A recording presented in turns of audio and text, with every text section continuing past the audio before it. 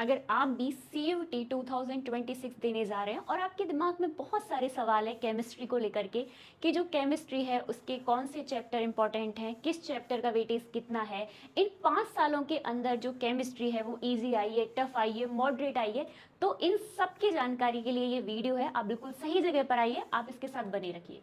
अब हम सबसे पहले देखते हैं ओवरऑल डिफिकल्टी ट्रेंड्स, यानी कि अगर हम देखते हैं 2022 से लेकर के 2025 तक, तो केमिस्ट्री जो कैसी आई है वो आई है इजी टू मॉडरेट, यानी कि बहुत ज़्यादा टफ नहीं है। और जो मोस्टली क्वेश्चन है वो कहाँ से आए, डायरेक्टली एनसीईआरटी बेस्ड हैं।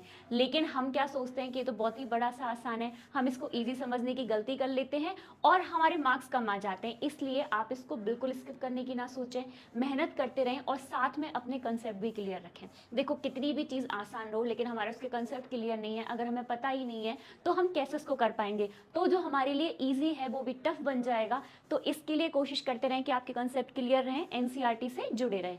अब हम आगे बात करते हैं टॉपिक वाइज वेटेज की, यानी कि कौन से जो चैप्टर्स हैं तो वो किस वेटेज के अकॉर्डिंग है। सबसे पहले हम देख लेते हैं फिजिकल केमिस्ट्री के अंदर, तो जिसका वेटेज 35 to 40% है, वो कौन कौन से चैप्टर्स हैं, वो है सॉलिड स्टेट, इलेक्ट्रोकेमिस्ट्री और काइनेमेटिक्स। ठीक है, अब ये ना, इसके अलावा हम बात करते हैं ऑर्गेनिक केमिस्ट्री की, तो 35% किसका वेटेज रहेगा, एडाइस, एनिमेंट्स और बायोमोलिक्यूल्स का। अब इसके बाद में बात करते हैं इनऑर्गेनिक केमिस्ट्री की, 25 to 30% किसका आएगा, पी ब्लॉक, DNF ब्लॉक और कोऑर्डिनेशन का। तो ये आपके सारे इंपॉर्टेंट चैप्टर्स हैं और ये उनके वेटेज हैं, जिससे आपको पता चल जाएगा कि फिजिकल केमिस्ट्री में से कौन सा चैप्टर है, ऑर्गेनिक केमिस्ट्री के अंदर से कौन सा चैप्टर है, और इम्पॉर्टेंट जितने भी चैप्टर्स हैं वो आपको दिखाई दे रहे हैं, साथ में उनके वेटेज दिखाई दे रहे हैं। तो ये कहाँ से ये सारी चीज़ें आएंगी, ये तो बात हो गई आपके चैप्टर्स की और उनके वेटेज की। अब हम आगे चलते हैं क्वेश्चन पैटर्न पर। तो आपका जो क्वेश्चन पैटर्न है वो कैसा रहेगा, असाइन रीजन रहेगा, मैच द कॉलम रहेगा, केस स्टडी बेस्ड रहेंगे, पैराग्राफ MCQs होंगे और किसके साथ साथ एनसीईआरटी लाइन वेट्स फैक्ट्स होंगे। तो ये आपके क्वेश्चन का पैटर्न रहने वाला है। इसके अकॉर्डिंग आपको एग्जाम के टाइम पर इस तरह के क्वेश्चंस आपको देखने को मिलेंगे।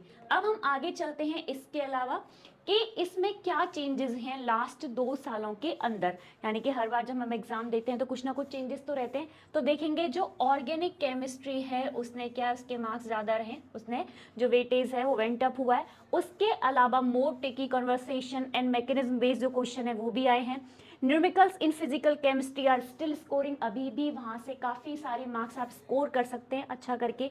और जो इनऑर्गेनिक केमिस्ट्री है उसके अंदर सबसे ज़रूरी है कॉन्सेप्ट प्लस मेमोरी मिक्स। तो इस तरह से आपने देखा कि कितने सारे चैप्टर्स हैं वो आपको करने हैं, किस वेटेज के अकॉर्डिंग है।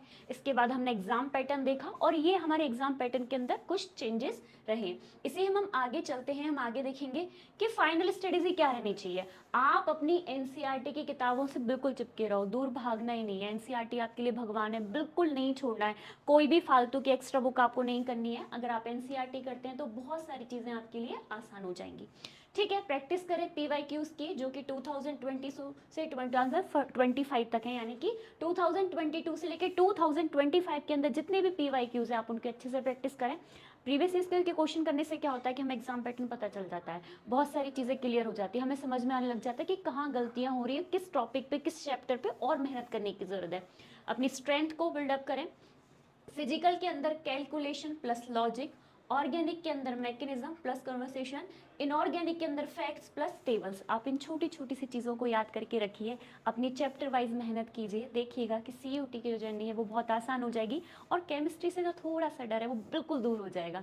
फिर भी अगर आपको लगता है कि आपको कोई और तरह की इन्फॉर्मेशन चाहिए तो आप हमें कमेंट्स बॉक्स में बता सकते हैं। उसके लिए तो बस यही है कि आप मेहनत कीजिए, आगे बढ़िए, कॉन्सेप्ट क्लियर करिए, एनसीईआरटी को भगवान मानिए और पढ़ते रहिए। अभी के लिए इतना ही, ऑल द बेस्ट।